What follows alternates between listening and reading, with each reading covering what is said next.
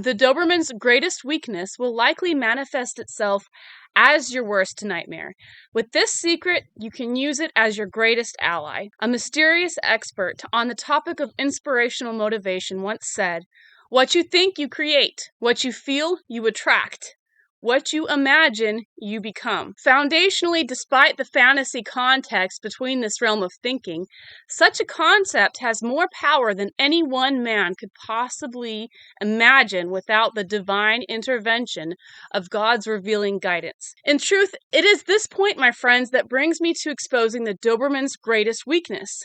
Hi, my name is Amy Arthur, your Doberman breeder and guide. My goal is to help you determine compatibility and gain the confidence that you would require in order to comfortably handle this unique breed. Above all, your ability to understand the psychology behind the Doberman's needs is a crucial element for excellent ownership. My gift to you is sharing everything that I know about them.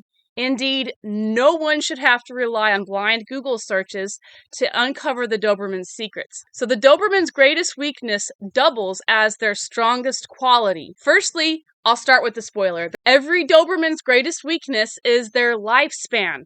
Yes, I went there. Sadly, Dobermans are known to die early with an average life expectancy of 9 years. Assuming you've got the American-European cross. To be clear, studies show that 100% Europeans or 100% American Dobermans average only 7 years. Granted, this is only the average. To be clear, many have lived well past a decade. This is especially applicable when you consider that health, food, and care. To be honest, it's not just genetics that cause illness. In fact, it's like genetics is, it can impact your immune system and your ability to fight off illness, but it's the environment that creates it. To be brutally honest, this piece that I've created for you is going to dive deeper beyond the point of life and into the more painful realm of providing comfort after death. Nod your head if you have ever asked yourself this question. How can the Doberman's greatest weakness be completely, even remotely considered as a strength? One word: inspiration. Take it from an expert on tribulation. To expound, your own greatest weakness, your own greatest fears, and your own greatest barriers to life's most valuable adventures are best conquered when you stand tall and face it. Indeed, life has numerous demons. Accordingly, I've witnessed firsthand the fruition of my worst nightmares becoming a reality. In truth, I would be shocked if there was any soul in this world that escapes the notice of cruel adversity. It is times like this that brings this famous quote to mind. It's my favorite quote. It might be a little bit cliche. You probably might have heard it a million times, but it hits true on so many points. It was by Rocky Balboa in the movie when he says, "The world is not all sunshine and rainbows. It is a very mean and nasty place, and it'll beat you to your knees and keep you there permanently if you let it. You, me, or nobody is going to hit as hard as life. But it ain't about how hard you hit. It's about how hard you can get hit and keep moving forward. How much you can take and keep moving forward. That's how winning is done. Now, if you know what you're worth, then go out and get what you're worth. But you gotta be willing to take the hit and not point fingers saying you ain't where you want to be because of him or her or nobody. Cowards do that, and that ain't you. You're better than that." Likewise, when it comes to your worst nightmare or deepest sorrow, we can dwell on the misery or we can use it to motivate us to harness that for good. To explain, the human mind cannot comprehend the absence of something. Accordingly, in order to overcome the pain or sorrow in our life, we must mold it into something else. For example, instead of letting life expectancy of a Doberman prevent you from ever getting one or enjoying the company of this amazing breed, or dreading sickness in your beloved companion, enable it to expound in cherishing every second of its existence. Similarly, have you ever experienced something so good that it hurt? Surprisingly, there is a very close correlation between pain and pleasure. In fact, this applies both internally and externally. To explain, you can block the intense feeling of pain by focusing on the pleasure of it. So even in your greatest times of grief, it is possible for you to open up yourself to the greatest of joys. I'm going to quote the Bible here, guys. And we know that all things work together for the good of them that love God, to them who are the called according to his purpose. In conjunction, I am struck with the eloquence of this piece that describes in harnessing the power of pain. We need pain to contrast for pleasure.